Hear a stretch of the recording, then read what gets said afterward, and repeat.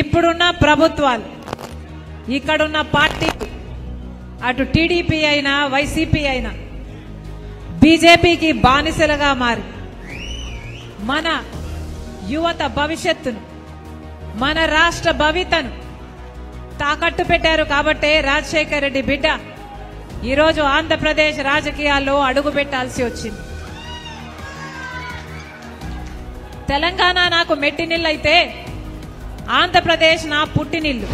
తెలంగాణలో తెలంగాణ ప్రజల కోసం పాలేరు ప్రజల కోసం ఆవిడ అక్కడ పార్టీ పెట్టి 4000 కిలోమీటర్ల పాదయాత్ర చేసి తెలంగాణ ప్రజలను ఉద్ధరిస్తానని చెప్పి రాజశేఖర రెడ్డి బిడ్డనని చెప్పి రాజశేఖర రెడ్డి గారి ఆశయాలు సాధిస్తానని చెప్పి అక్కడ ఏం చేసిందో తెలంగాణ ప్రజలు ఆంధ్రప్రదేశ్ ప్రజలు కూడా చూశారు. అక్కడ ఆవిడకి 0% ఓటింగో లేదా 1% ఓటింగ్ ఉండేది.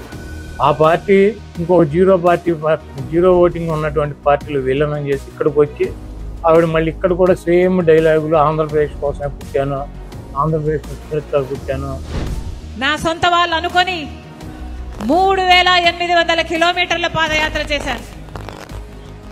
నా బిడ్డలను నా ఇంటిని పక్కన పెట్టి వైసీపీ పార్టీని ఒకప్పుడు నా భుజస్కంధాల మీద వేసుకొని నిలబెట్టాను.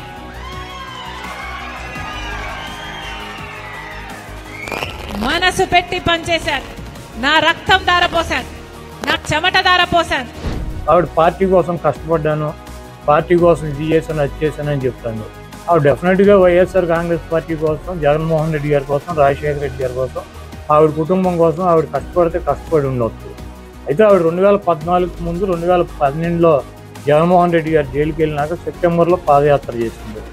ఆవిడ 4000 కిలోమీటర్లు నడిచానంటుంది. అప్పుడు వైసీపీ అధికారంలో వచ్చింది. ఆవిడ నడిచినప్పుడు 2014 నుంచి 2019 దాకా ఎలక్షన్ జరిగినటువంటి 20 రోజులు తప్పించి ఆవిడ అక్కడ ఉన్న వైఎస్ఆర్ ఆంధ్ర రాష్ట్ర ప్రజలకు ప్రత్యేక హోదా రావాలని, పోలవరం ప్రాజెక్టు రావాలని, బిడ్డలకు ఉద్యోగాలు రావాలని, ఈ ప్రజలకు మేలు జరగాలని ఈ రోజు రాజశేఖర రెడ్డి బిడ్డ ఆంధ్రప్రదేశ్ రాజకీయాల్లోకి అడుగుతుంది.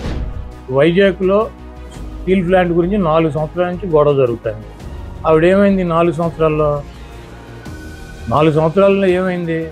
పోలవరం ప్రాజెక్టు ఇప్పుడు గుర్తొచ్చింది ఆవిడికి.